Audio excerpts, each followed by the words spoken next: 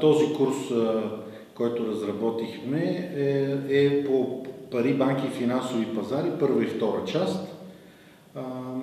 Като целта на курса е да запознае студентите, които вече са минали някои от основополагащите курсове по икономика, да ги запознае с действието на финансовата система, както на ниво отделни участници в финансовата система, което е предмета на първата част на курса, така и на ниво общите резултати за стопанството като цяло от нейното действие и начините, по които може да бъде влияно върху финансовата система, чрез така наречената парична политика от страна на държавата, което е предмета на втората част на курса.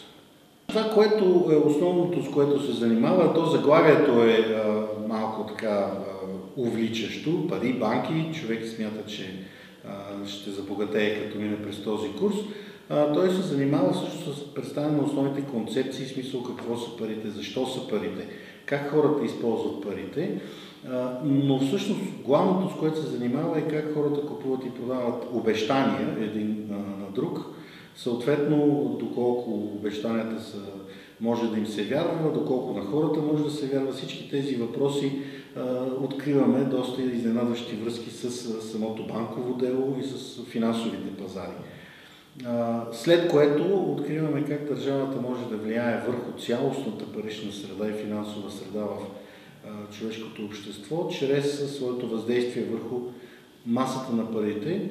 И нещо, което е много важно, тук става въпрос не само за парична политика на национално ниво, става въпрос за развитията на европейско ниво с еврозоната, с всички новости, които се случват там покрай световната финансова криза и специално финансовата криза в Европа.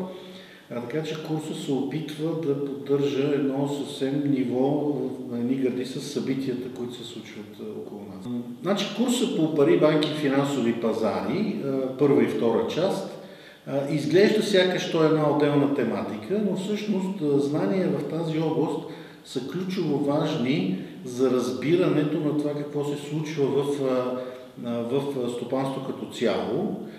Той много ясно показва на студентите, че всъщност една доста наложила се щампа в мисленето, че икономиката едва ли не се дели на финансов и реален сектор, или там, където текат някакви парични потоци, там, където се случват истинските неща. Всъщност това е невалидно. Двете са неразривно свързани, няма как едното да бъде разбрано без другото да бъде разбирано. В този смисъл всеки, който иска да разбира какво става в икономиката, не само професионално, но и когато взема решения за своето домакинство, какви депозити да спестява, колко да спестява от доходите си, какъв пенсионен фонд да избере и така нататък, е хубаво да има тази основа, защото тя ще му е много полезна. Този курс е предназначен да помогне за реализацията на студенти в няколко основни сегмента в България. Основният е, може би, банковия сегмент, където винаги има нужда от анализатори и това вече е една така сериозна прослойка, забелязвам от хора, които се занимават с анализ, именно от гледна точка на банките и захранват банките с такъв анализ.